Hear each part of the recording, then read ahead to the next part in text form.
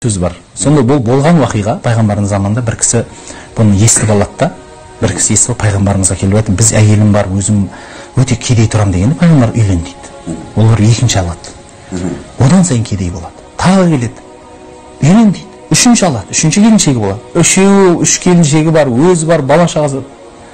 Енді тақыр кедей болады, дымы қалмайды. Бұл енді сонда бұл қалай болды деп пайғамбарымызға келді, үйлен дейді. Сол төртінші келіншек алады. Сөйтсе төртінші келіншегінің кәсібі бар екен қолында. Тігінші. Тігінші келіншек алады да анау үш әйелін үйретеді. Сонымен төрт әйел деген бұл ателье ғой, бұл айтқан, біздің заманда айтқанда. Дұрыс қой енді. Бір кішігірім цех бұл. Осылайша әлі кісі бай болып кеткен дейді. Соған енді бұл болған вақиға мысал болғанда Құран-ы Кәрим бір ақиқат. Егер бір адам кедей болса, үйленсе бай болады дейді. Мен керісінше айтар едім, яғни мен кедеймін десе, онда үйлен десін.